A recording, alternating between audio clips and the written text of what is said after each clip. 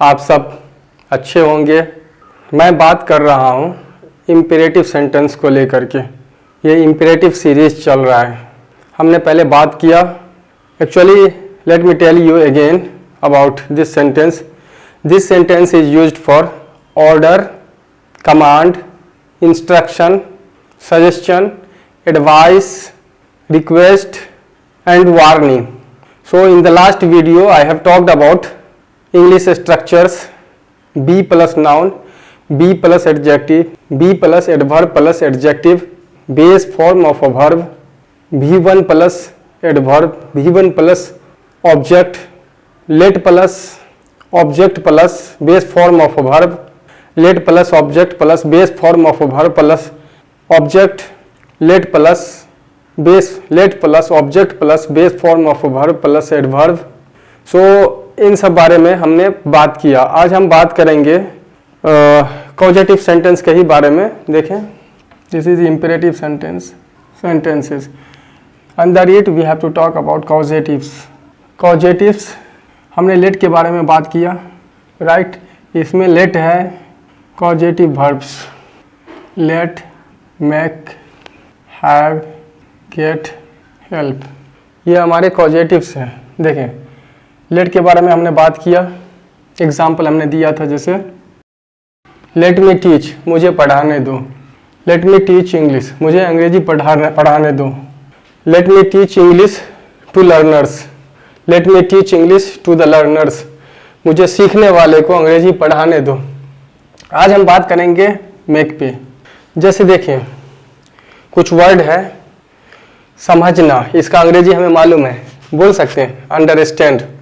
अगर आ जाए बात समझाने वाली, समझाना, तो कैसे बोलेंगे? इसके हेल्प से। एक्चुअली मेक का मतलब होता है to force someone to do something, ताकतपूर्वक, बलपूर्वक किसी से कुछ करवाना, तब हम मेक का यूज करते हैं। लेकिन जनरल सेंस में भी हम यूज करते हैं इसका। जैसे मैं अभी बता रहा हूँ आपको, समझना, अंडरस्टैंड, समझना, समझाना, किसी को समझाना।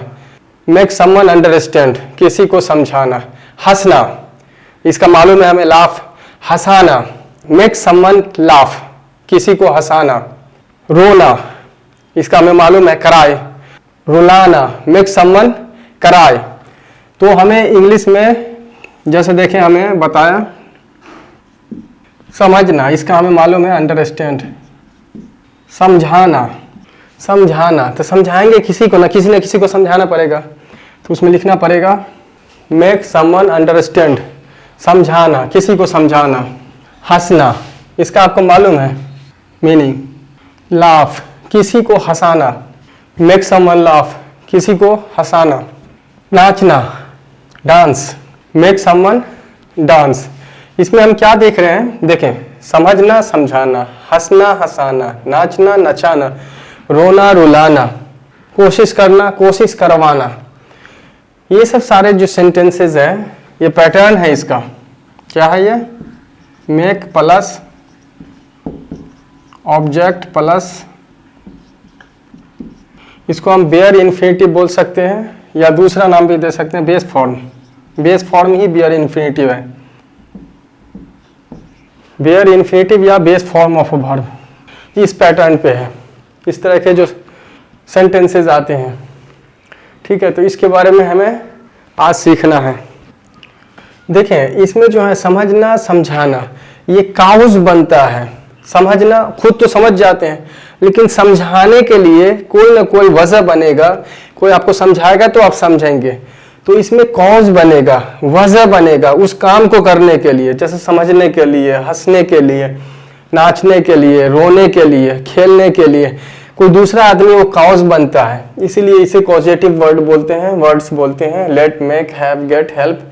तो ये इम्पेरेटिव सेंटेंस है। और भी दूसरे सेंटेंस बनेंगे, स्टेटमेंट में भी इसको यूज करेंगे, क्वेश्चन में भी यूज करेंगे। सभी जितने भी पैटर्न, जितने भी तरह के सेंटेंसेस हैं, सभी में इसका इस्तेमाल होगा, यूज होगा। लेकिन आपको ये समझना पड़ेगा, ये कॉज बनता है, ये खुद नहीं करता है। वो चाहे वो कॉज जो है ना आपका बाय फोर्स हो, जैसे किसी को रुलाना, तो रुलाने का यहाँ पे काम जो होता है, जैसे समझना, समझाना। समझाना जो होता है किसी को फोर्स से भी समझाते हैं, उसको डरा करके, धमका करके, जैसे टीचर रहते हैं, टीचर अगर स्टूडेंट को समझ में नहीं आता है तो उसको बार बार समझाते हैं और दिमाग में घुसाने के लिए कभी कभी डंडा भी बरसा देते हैं उस पर। तो यहाँ पे फोर्स का यूज करते हैं, हंसना, हंसाना। अब हंसाने के लिए कुछ फोर्स कुछ भी हो सकता है, ये फिजिकल फोर्स हो सकता है, दूसरे तरह का फोर्स हो सकता है। तो कुछ ऐसे हम वर्ड यूज करेंगे, ऐसे सेंटेंस यूज करेंगे जिससे कि दूसरे को शरीर में गुदगुदी आएगा, उसको फिर हंसी आ जाएगी। तो हंसना, हंसाना मतलब कुछ वजह बनता है, तो इसमें एक फोर्स लगता है। वो फोर्स आपका पॉजिटिव फोर्स हो सकता है, नेगेटिव फोर्स हो सकता है ना। तो एक फोर्स बनता है, एक रीजन बनता है, वजह बनता है इसको करने के लिए। जैसे समझना, समझाना, समझाना रीजन बनता है। हंसना, हंसाना, हंसाना के लिए कोई रीजन बनता है, वजह बनता है। नाचना, नचाना, नचाने के लिए कोई रीजन बनता है। ये ऑटोमेटिक नहीं हंसेगा, कोई ऑटोमेटिक नहीं हंसेगा, है ना। कोई ऑटोमेटिक नहीं समझता है, वो कोई रीजन बनता है। जैसे समझने के लिए किताब पढ़ रहे हैं, किताब पढ़ेंगे तो उसको हमें समझ में आएगा। कोई हमें पढ़ा रहा है तो हमें समझ में आएगा। तो एक रीजन बनता है, वहाँ किताब रीजन बन जाता है, कोई टीचर बन जाता है रीजन समझने के लिए। उसी तरह हंसाने के लिए, नचाने के लिए। Okay, let's understand. हाँ, मेक हिम क्राई, उसे रुलाओ, उसे रुलाओ। मेक देम प्ले, उसे खिलाओ। वो खुद नहीं खेलेगा, आप रीजन बनेंगे उन लोगों को खेलने के लिए। मेक शीतल लाफ, शीतल को हंसाओ।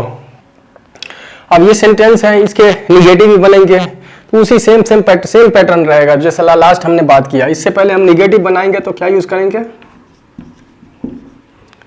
हम यूज करेंगे डू नॉट। इसका कॉन्ट्रैक्शन फॉर्म है डोंट। मुझे मत समझाओ, कैसे बोलेंगे, डोंट मेक मी अंडरस्टैंड, मुझे मत समझाओ।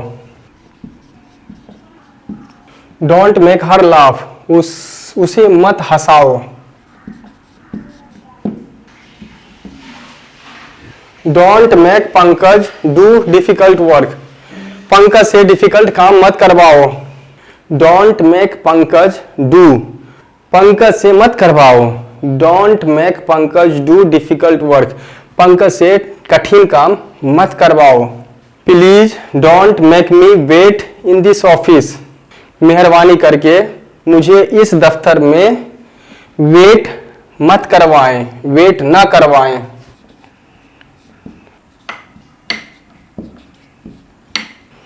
Kindly don't make your students waste their time in the classroom, मेहरबानी करके क्लासरूम में अपने स्टूडेंट का टाइम वेस्ट ना करवाएं, है ना, वेस्ट ना करवाएं।